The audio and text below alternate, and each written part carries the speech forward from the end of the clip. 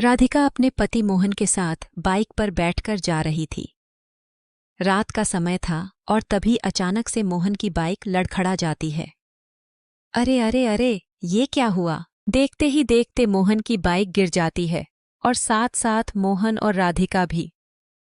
ओई अम्मा, हाय रे मेरी कमर! अरे तोड़ डाली रे! कैसा पति है मेरा! अरे मुझसे भी तो पूछ लो मेरा क्या हाल है भाग्यवान।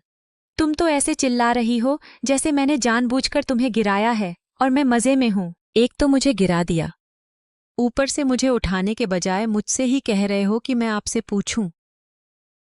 पता नहीं आजकल के मर्दों को हो क्या गया है। हाँ, रहने दो, मैं खुद उठ जाऊंगी।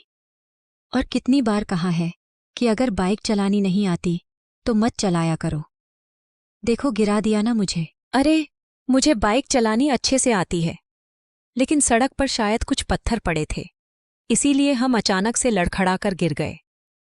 मुझे यह सब कुछ नहीं सुनना है। एक तो हम ऐसे सुनसान हाईवे पर हैं, ऊपर से अब बाइक भी खराब हो गई और मुझे तो बहुत तेज भूख भी लग रही है। वो तो तुम्हें कब नहीं लगती है भाग्यवान। देखो ज्यादा मत बोलो और मेरे खाने का कुछ इंतजाम करो। मैंने तुम्हें पिछले ही ढाबे पर बोला था कि मुझे बिठाकर कुछ खिला दो, लेकिन तुमने मेरी बात कहाँ सुननी होती है। हाँ, सब मेरी ही गलती है। अब चलो, पैदल ही थोड़ा आगे चलो, क्या पता कोई दूसरा ढाबा मिल जाए, वहां खा लेना। सब्र तो करना ही पड़ेगा ना। क्या मतलब? अब इस सुनसान सड़क पर मुझे पैदल भी चलना पड़ेगा क्या? पता नहीं कौन सी घड़ी थी जो मैंने तुमसे शादी कर ली। मेरे पापा सच ही कहते थे कि तुम किसी काम के नहीं। मुझे उनकी बात मानकर उनकी पसंद के लड़के से ही शादी करनी चाहिए थी, तो अभी मैं ये खटारा बाइक पर नहीं बल्कि एक बड़ी सी गाड़ी में घूम रही होती। देखो चलना है तो चलो, वरना अभी मैं तुम्हें यहीं छोड़कर आगे चला जाऊंगा। फिर अकेले भूखी बैठी रहना, यहीं पर अपने पापा को याद करते हुए। अब राधिका कर भी क्या सकती थी, वो मुंह बनाकर मोहन के पीछे पीछे चलने लगती है। थोड़ी देर आगे चलने के बाद मोहन को एक छोटी सी झोपड़ी दिखाई देती है, जहां पर लाइट जल रही थी और उसके बाहर एक बूढ़ी औरत बैठकर कुछ बना रही थी। अरे अम्मा, क्या बेच रही हो? गरम गरम पकौधियां हैं, बताओ लगा दूं? बोलो राधिका, यहाँ पकौधियां मिल रही हैं, खाओगी क्या? ये छोटी मोटी पकौधियों से मेरा क्या भला होगा? मुझे तो खाना खाना है। देखो राधिका, अब यहाँ पर जो है सो है, तुम्हें यह खाना हो तो बताओ, वरना फिर पता नहीं ढाबा कितनी और आगे हो। अब अगर तुम्हें वहां तक पैदल ही चलना है, वो भी भूखे पेट, तो फिर तुम्हारी मर्जी। मैं तो चला गर्मा गर्म पकौड़ी खाने। यह बोलकर मोहन उस बूढ़ी औरत को पकौड़ियां बनाने के लिए बोल देता है। अम्मा, मेरे लिए तो एक प्लेट पकौड़ियां लगा दो, वो भी हरी चटनी के साथ।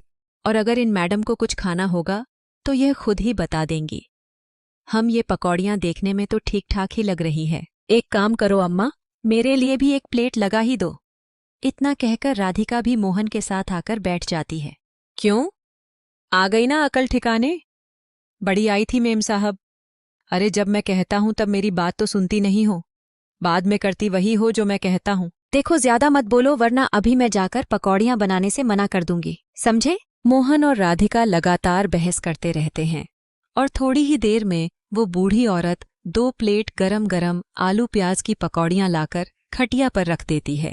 ये लो बच्चों, आराम से खाओ, स्वाद लेकर, और जब खा लेना तो मुझे पैसे दे देना। मोहन और राधिका पकौड़ियां खाते हैं, लेकिन उन्हें उनका स्वाद कुछ अजीब सा लगता है। छी छी, ऐसा लग रहा है जैसे यह पकौड़ियां पुराने तेल में बनाई गई हों। लेकिन अब जो मिला है चुपचाप खा लेती हूं, वरना अभी ये मुझसे प्लेट ही छीन लेंगे। हाँ, वैसे भी अब यहां तुम्हें 56 भोग कौन लाकर देगा? जल्दी से खा लो, फिर हम आगे चलते हैं, शायद कोई बाइक सही करने वाला मैकेनिक मिल जाए। खा पीकर दोनों लोग बूढ़ी औरत के पास जाते हैं और उससे पूछते हैं, क्यों अम्मा, कितना हुआ पकौड़ियों का? पूरे RS 800। बूढ़ी औरत की बात सुनकर दोनों चौंक जाते हैं। क्या? RS 800 2 प्लेट पकौड़ियों के? इतना रेट तो 5 स्टार होटलों में भी नहीं होता। यहाँ का इतना ही रेट है। आगे पीछे 10 किमी तक कोई भी खाने पीने की दुकान नहीं है, समझे? और अब पकौड़ियां खा ली है तो पैसा तो देना ही पड़ेगा, वरना अच्छा नहीं होगा। अरे अरे, यह तो दादागिरी है। आपने पहले हमें पकौड़ियों का भाव क्यों नहीं बताया?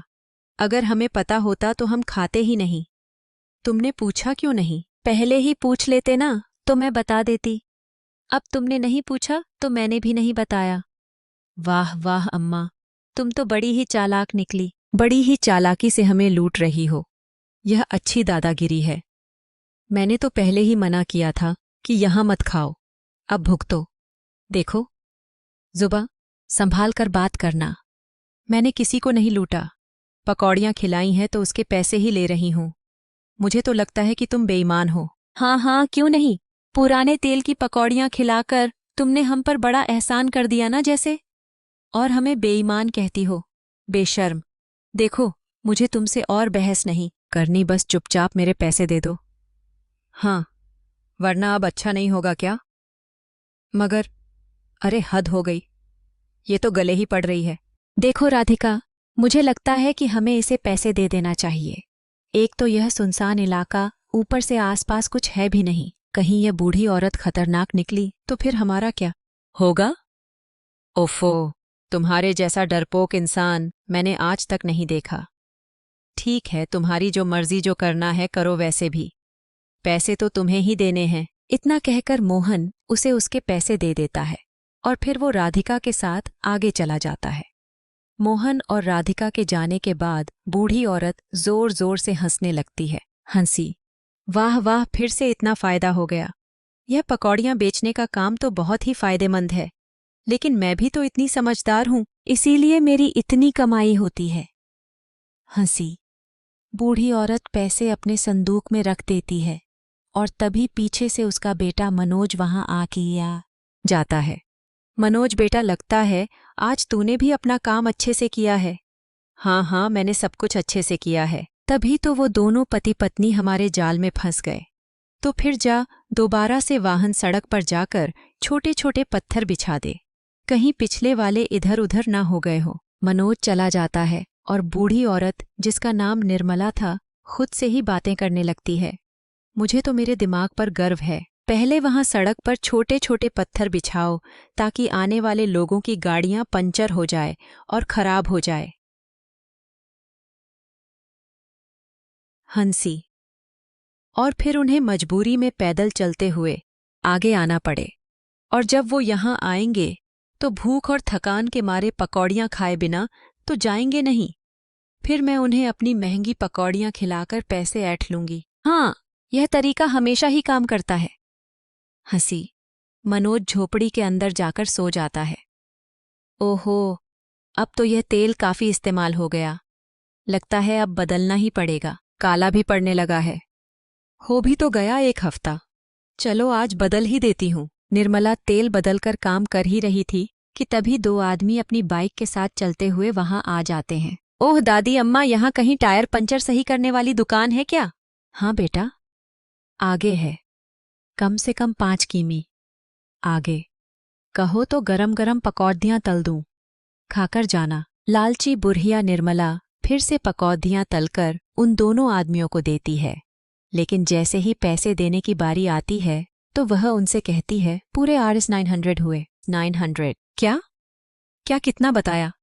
यहाँ आगे पीछे 10 किमी तक और कोई खाने की दुकान नहीं, और अब खा लिया है तो पैसे तो देने ही पड़ेंगे। हाँ, वरना अच्छा नहीं होगा। दिमाग तो ठीक है अम्मा, भला 2 प्लेट पकौड़ियों के Rs 900 कैसे हो सकते हैं? सर, लगता है यह ऐसे ही आने जाने वाले लोगों को लूटती है। चलिए इसे गिरफ्तार कर लेते हैं। हाँ, तुमने एकदम सही कहा रमन।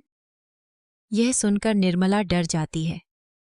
रमन निर्मला के हथकड़ी लगाने लगता है और निर्मला चिल्लाते हुए अपने बेटे को बुलाती है। मनोज हड़बड़ाते हुए नींद से जागकर वहां आता है। मुझे बचाओ मनोज, यह दोनों पुलिस वाले मुझे पकड़कर ले जा रहे हैं। पुलिस वाले लालची पकौड़े बेचने वाली बुढ़िया और उसके बेटे दोनों को पकड़कर ले जाते हैं, और आखिरकार बुढ़िया को अपने लालच का सबक मिल ही जाता है।